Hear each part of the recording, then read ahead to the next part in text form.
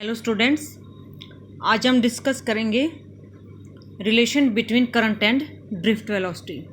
It is very important topic. Exam में ये question बहुत बार आता है, derive the relation between current and drift velocity. इससे पहले हमने करंट का फार्मूला पढ़ा है I that is equal to rate of flow of charge, यानी चार्ज डिवाइडेड बाय टाइम। ये करंट का फार्मूला है हमारे पास। अब हमें करंट का फार्मूला डिराइव करने के लिए हमें क्या चाहिए? चार्ज और टाइम।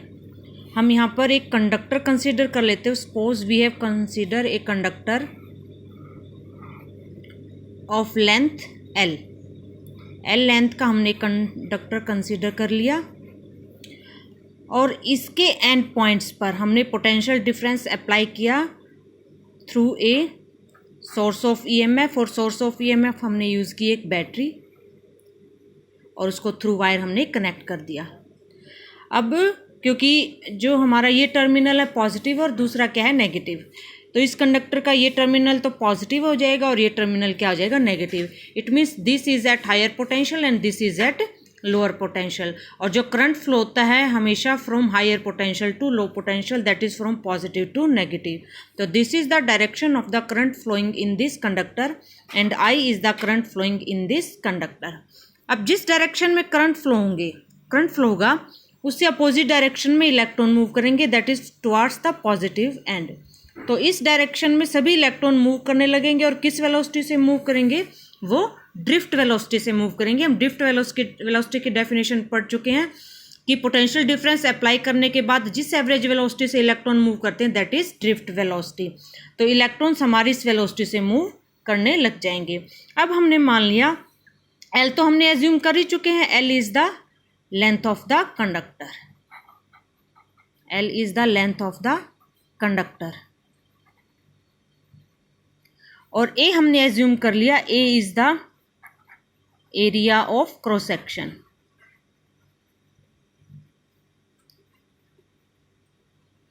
तो लेंथ को अगर हम एरिया से मल्टीप्लाई कर देते हो तो क्या आ जाता है हमारे पास? Volume. It means volume of this conductor is A into में L। This is the volume of this conductor. N हमने मान ली इलेक्ट्रॉन डेंसिटी। इलेक्ट्रॉन डेंसिटी का मतलब क्या है? नंबर ऑफ इलेक्ट्रॉन्स पर unit volume. Electron density means number of electrons divided by volume. तो यहाँ से नंबर ऑफ इलेक्ट्रॉन्स किसके इक्वल आ जाएंगे? Number of electrons will be is equal to N into में वॉल्यूम। अब वॉल्यूम अभी हमने निकाल ली है, volume of the conductor is A into में L। तो हमारे पास टोटल नंबर ऑफ इलेक्ट्रॉन आ जाएंगे हमारे पास NA इंटू में L। इट मीन्स ये जो हमने कंडक्टर कंसीडर किया है इसके अंदर टोटल नंबर ऑफ इलेक्ट्रॉन्स कितने हैं? NA इंटू में L। अब हमें चार्ज निकालना है। अब टोटल नंबर ऑफ इलेक्ट्रॉन्स कितने हैं? इतने। एक इलेक्ट्रॉन के ऊपर चार्ज कितना है? E। तो टोटल चार्ज कितना हो जाएगा? टोटल नंबर ऑफ इलेक्ट्रॉन को हम किससे? चार्ज ऑफ द इलेक्ट्रॉन से मल्टीप्लाई कर देंगे तो हमारे पास क्या आ जाएगा? Total charge. और इसको हम क्या लिख सकते हैं? NEA इंटू में L।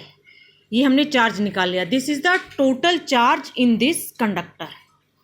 दूसरा अब हमें क्या निकालना है? टाइम। टाइम हम कैसे निकालेंगे? टाइम का फार्मूला क्या है हमारे पास? Time is equal to distance divided by speed.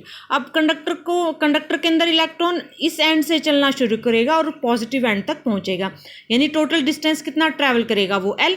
और किस वेलोसिटी से ट्रैवल करेगा? ड्रिफ्ट वेलोसिटी से। तो हमारे पास टाइम हो जाएगा L divided by VD। This is the time taken by the electrons. अब चार्ज भी आ गया हमारे पास, टाइम भी आ गया, तो अब हम यहाँ से क्या निकालेंगे? करंट निकालेंगे। तो current will be is equal to I। Charge की वैल्यू थी हमारे पास NEA इंटू में L और नीचे हमारे पास टाइम की वैल्यू थी L डिवाइडेड बाय VD। तो डिवाइडेड बाय VD है तो VD ऊपर चला जाएगा। अब L से L कैंसिल हो गया तो हमारे पास करंट का फार्मूला आ गया I is equal to NEA into में VD। This is the relation between current and drift velocity और ये बहुत इंपॉर्टेंट रिलेशन है। तो अभी हमने रिलेशन डिराइव किया between current and drift velocity. Next है अब हमारे पास ओम्स लॉ। ओम्स लॉ आप 10th क्लास में भी पढ़ के आ चुके हो पहले।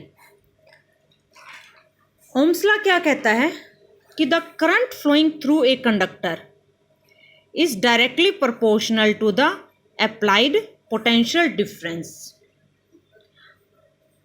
हमने फार्मूला जो करंट में हम जो ओम्स लॉ पढ़ा है सिंपल पढ़ा है, V is equal to I R, और यहाँ से बच्चे सिंपल क्या लिख देते हैं, voltage potential difference is directly proportional to current. नहीं, current is directly proportional to the potential difference.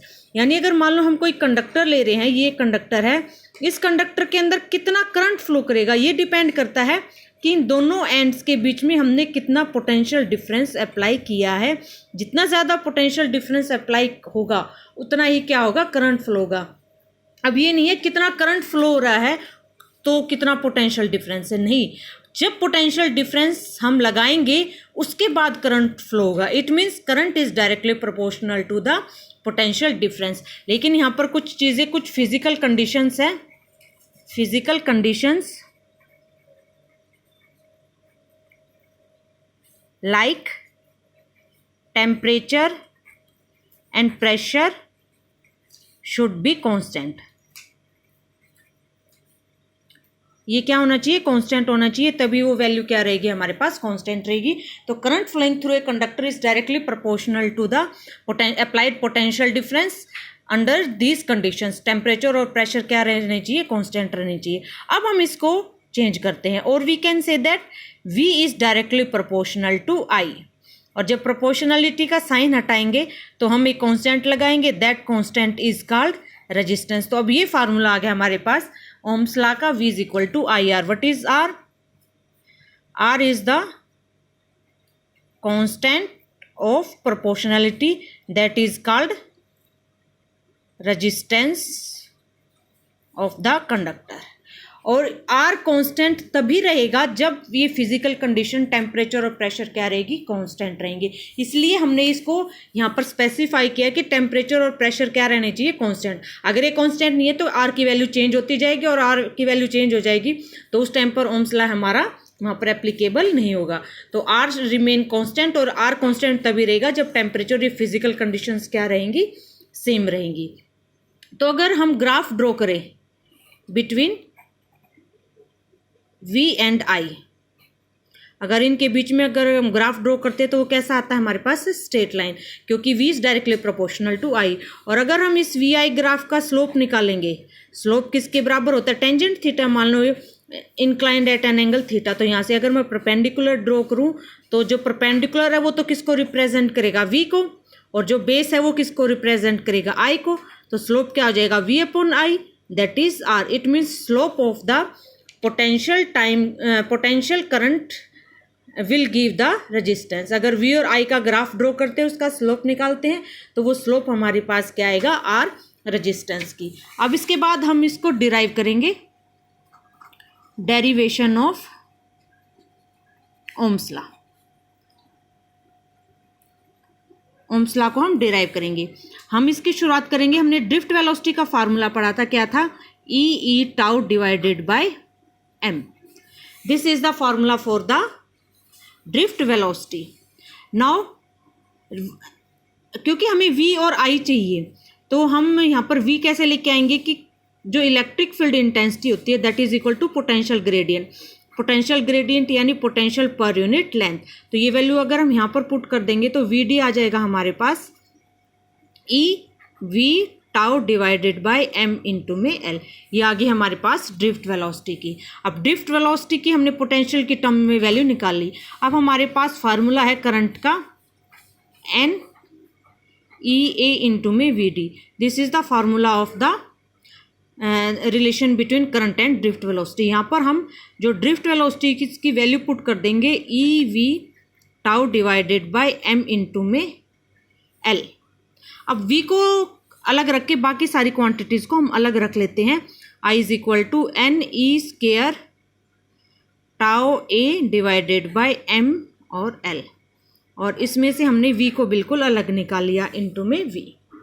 अब ये जो क्वांटिटी है हमारी ब्रैकेट के अंदर, इसमें नंबर ऑफ इलेक्ट्रॉन डेंसिटी जो है, नंबर ऑफ इलेक्ट्रॉन्स पर यूनिट वॉल्यूम कांस्टेंट है, चार्ज भी कांस्टेंट है, रिलैक्सेशन टाइम भी फिक्स है, गिवन कंडक्टर के एरिया लेंथ फिक्स है, और मास भी, यानी जितनी भी क्वांटिटीज़ हैं इसके अंदर वो सारी क्या है, कांस्टेंट। तो उस कांस्टेंट को हम यहाँ पर रखेंगे, put R is equal to ML divided by n e square tau into में ए।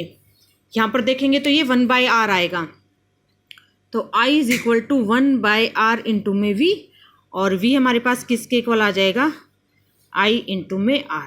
तो ये रिलेशन हमने डिराइव कर दिया ओम्स लॉ का। तो Ohm's law is equal to v is equal to IR, और ये जो r की वैल्यू आई है this is very important, ml divided by n e square into में टाउ।